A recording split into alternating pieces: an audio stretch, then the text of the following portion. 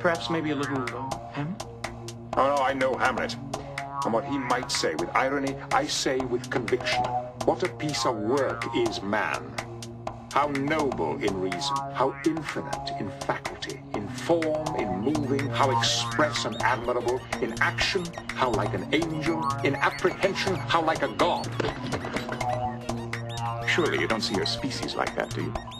I see us one day becoming that.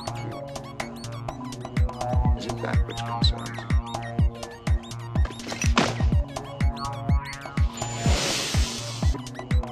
From the dawn of time we came, moving silently among you, down through the centuries, immortals. Let's just start with the premise that you feel it's possible to live, are you saying forever in this body, or what? Yes, exactly, forever. We're here, we already feel we're physically immortal. And now. In this moment, well, we all are until we're not. Until you prove differently. Exactly. So, but really, the reality is that our body has the ability to continuously renew itself all the time in the right environment. It's not the length of time that we're here that defeats us. Some people say, oh gosh, I'm getting old, I've been here so long, and it's aging me, time is aging me. That's not really real to us. And that's being proven more scientifically all the time too, that it's not time that ages us, it's the baggage we carry, the old patterns we carry, the destructive patterns that stress that wear our body down.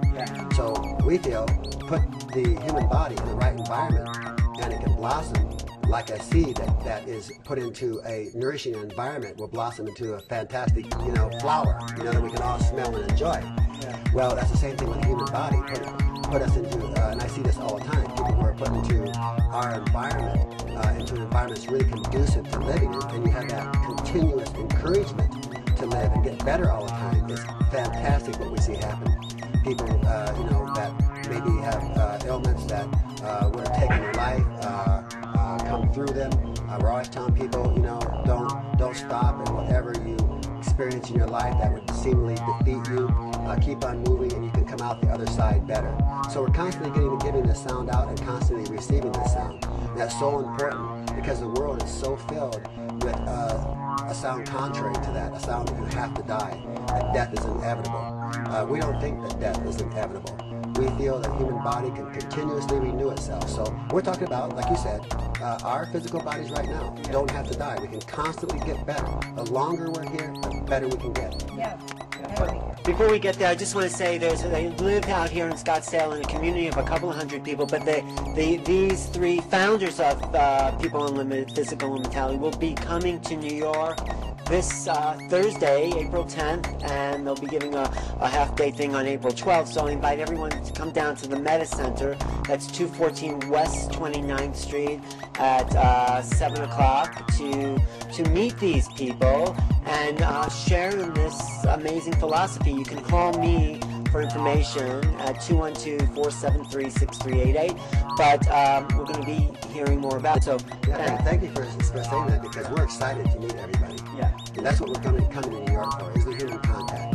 Just to meet people who really want to live or want to know more about what we really mean by physical immortality, what it's really about. I know some people listening might think, oh, this is a crazy concept. Well, really, we think it's crazy to die. And we think it's crazy to accept that you have to die and that you have to age. Right when we're getting to the place in our lives that we really know what life is about. You live through your teenage years, you live through your 20s, and you're beginning to know what life is about. You're facing death. That's not the way it should be. So we're inviting everybody to step off death row. We're all on death row with our old thing. Everybody's on death row. Everybody's going to die. Everybody has died. So I think we're probably the first people that I know of that are not going to die. We've really chosen to step off death row. We have a future, unending. It's exciting. And Charles, you sort of like came to this understanding in a way first among these people, but you say it's an awakening. You talk about this awakening of this possibility that you discovered in 1960. That's correct. yes, it is a tremendous awakening because the mass consciousness is asleep in humanity, and just as I was. But you just accepted that, everyone's died, that's why. Oh, I did, yeah. Like everyone else, yeah. Right along with my entire ancestry. And I feel that the whole concept of death is a program. I do feel that it was programmed into human genetics some distant time ago, and I always have to go back to the whole concept of technology and our confusion with that, and in recognizing that many of us already go, oh yeah, there were ancients, there were some that were here that came on the planet before from someplace else. Well, they were advanced in technology, and they basically dumbed down the human DNA for reasons. Okay, well, I'm going to go back a little bit more into your question, but this all relates. It's the only way I can explain any of it.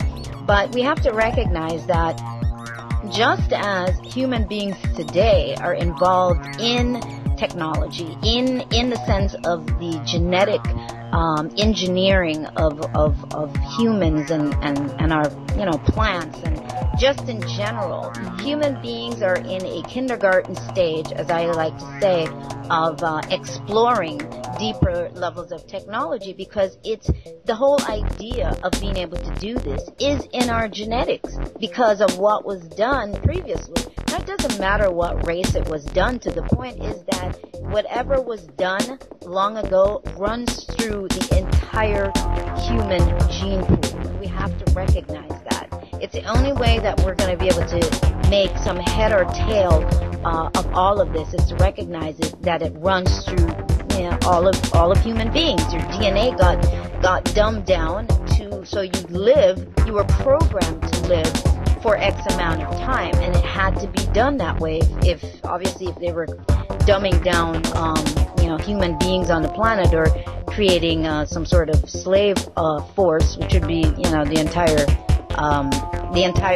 planet, or entire set of human beings that were accessible, let's say, to these entities at the time, then they would program human DNA to live a certain amount of time, because obviously the longer you are here on the planet is the more knowledge you're going to acquire. You just answered the question that I was in my head about this whole process that today we call death. Right. And how do we handle that? No disease.